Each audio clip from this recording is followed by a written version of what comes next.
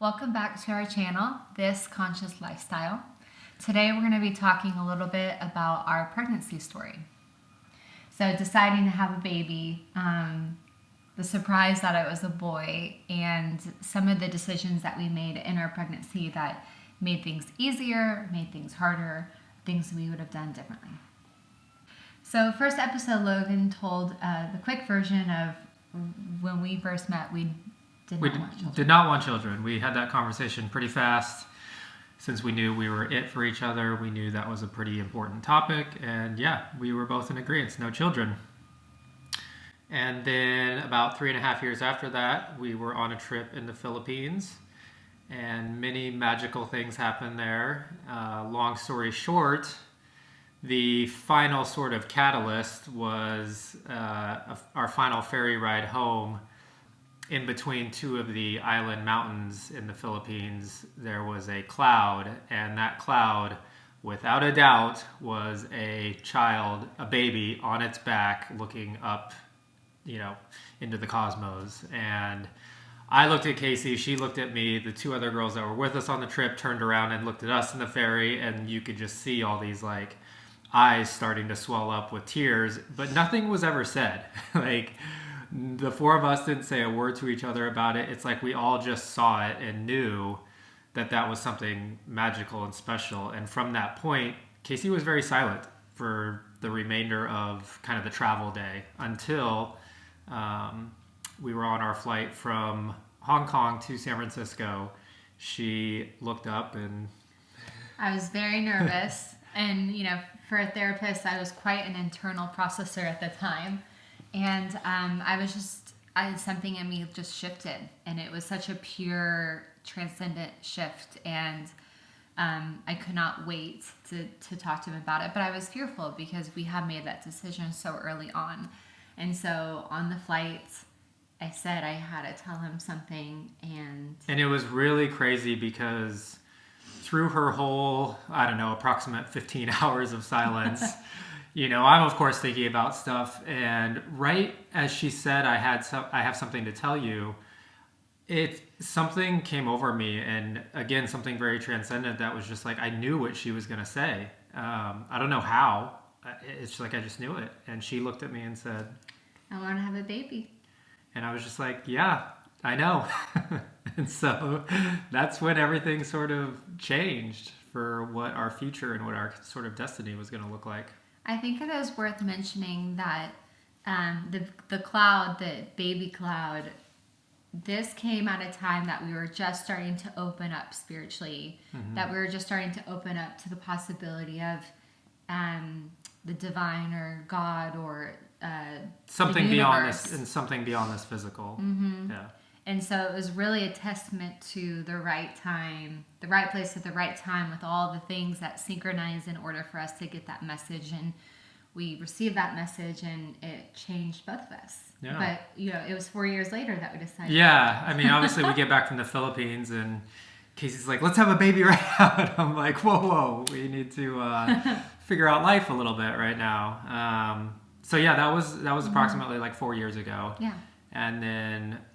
This last April, I got that push of I think it's time, and one morning I was meditating and something told me it's the time, and so I'm pretty sure we got pregnant right then, and we were completely sure that it was going to be a girl, and yes. Everyone around us thought it was going to be a girl, but we were pretty surprised when we found out it was a boy. We had no names picked out. We had nothing, and we were so sure it was going to be a girl. All of our design sense was going towards the feminine. And now, having a boy, we cannot imagine having a girl at all. Yeah.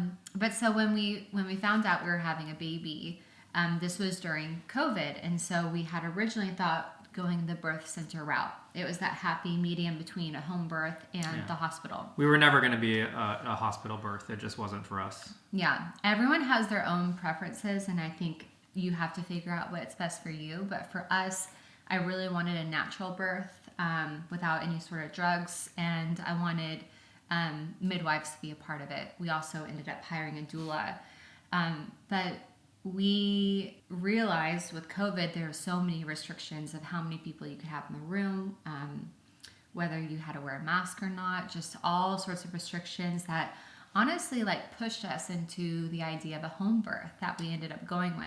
And I was very much, I wasn't against a home birth, but it just really wasn't on my radar. I was still very much a little concerned about all of that happening within our home and, cleanup and mess and whatever else happens. And I also think societally, there's this idea that birth is a medical process when it's truly such a natural process. Yeah. And we began studying hypnobirthing that utilizes the breath and visualization with trying to transcend some of the discomfort with pregnancy. So yeah, with COVID, we essentially just got pushed into a home birth. I also had a client who she says she had 3 home births, and if she had them in a hospital, she likely would have had to have cesareans for each one because they were breached.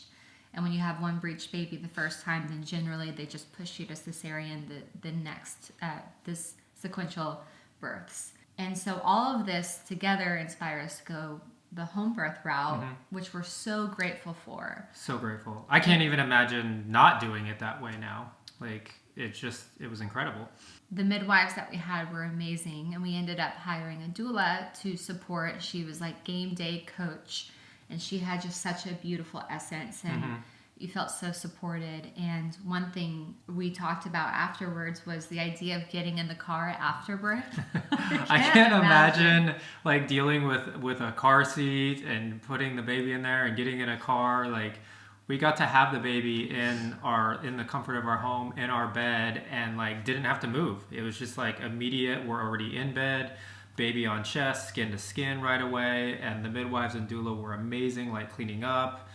We also did have another person there performing the most beautiful baby blessing in the world. Like, if there's any, aside from recommending a home birth, I would highly recommend a baby blessing. It's just amazing. And then this baby blessing specifically is a baby blessing within the lineage of King Solomon. Very old and very, very powerful, and you could just feel it in the room. Yeah. We will talk about the birth. The birth was much harder than I imagined.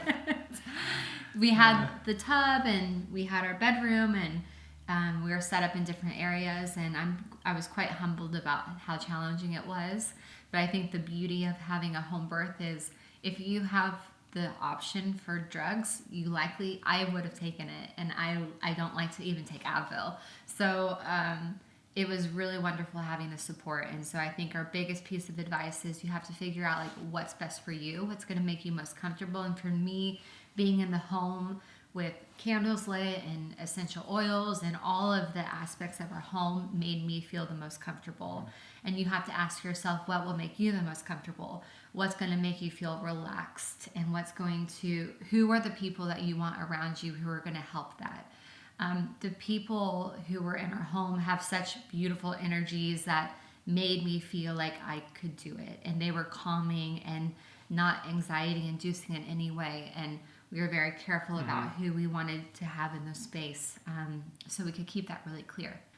So you have to decide what's best for you. I definitely recommend hiring a doula. She was so incredible. Before we gave birth, we hired a lactation consultant because breastfeeding was really important to me, and pretty reasonably priced. And I'm so grateful to have all the resources during those first 72 hours when you just have a ton of questions. Yeah. And I could have my midwives that were available, my doula, and the lactation consultant, and I felt like very, very supported during that. So we just encourage you to think about what are the things that you need in place before you give birth that will make you feel the most supported during those times where things are a little chaotic. Yeah. And from my perspective, from the male perspective, it was important for me to be a part of this whole process as far as, going to the doula meetings, going to the lactation consultant meetings, going to the midwives meetings, watching the hypnobirthing videos with her. Because when it comes time for the birth, I realized a couple things that, come to light during that time. A, there was this moment where I felt sort of like helpless. But then you realize like it's not so much a helplessness, it's that she needs to go through what she's going to go through. I just need to be there and support and know what she does need when the time comes, because she won't necessarily be able to just like speak it or say it. She might be in another place mentally, spiritually, physically, where there just has to be this almost psychic connection of like, oh, I know she needs this right now, so I need to be able to do that. And in order to make sure I was prepared for that, I needed to be at all these meetings knowing what questions she was asking, where was her mind at when she's talking to the midwives and the lactation consultant and things like that, what was going to make her feel most comfortable, whether it was being in the tub early or late or wanting to be in the bedroom. So just understanding, being able to know what she needed without her having to tell me. And in order to be best prepared for that, I had to be at all these meetings with her. Mm-hmm. Yeah.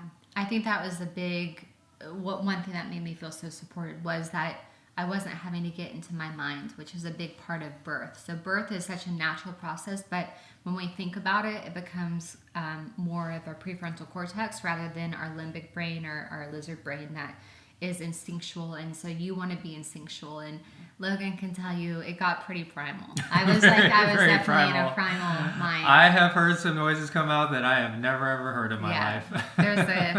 It was primal. But beautiful. It was so beautiful too. It was like primal and beautiful.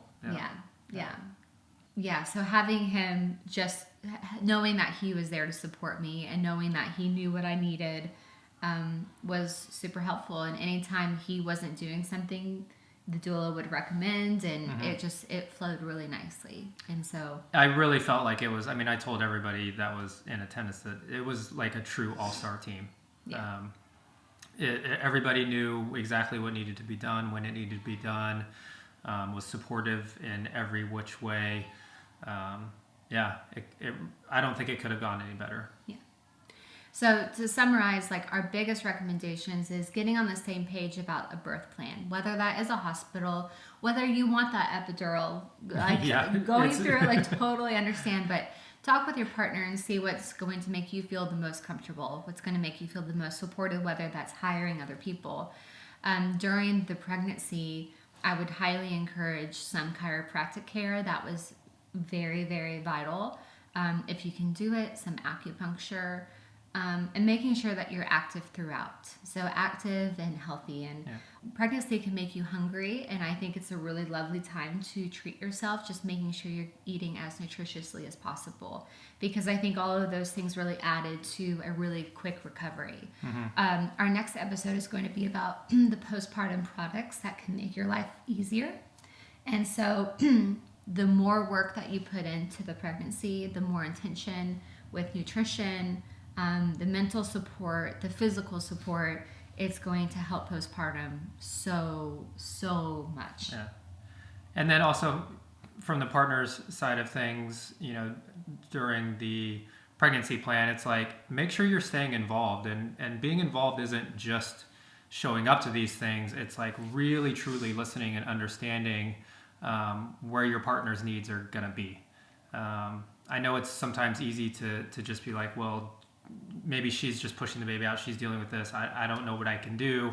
And you can fall into that trap of just sort of being there or being physically there, but not being emotionally, spiritually, mentally there the whole time. So be as involved as possible. I know everybody's schedules maybe aren't as flexible as ours, but go to the meetings, go get the information, talk about every possible scenario that might come up, and just take those conversations as deep as you can go. Yeah. If it had just been me, I probably wouldn't have paid for chiropractic care. It took me wincing and obviously not aligned, and he had to make the first appointment. So talking, whether both partners can show up at every single meeting is going to be variable, but it's about talking and making sure that you're creating space in your life to talk to each other.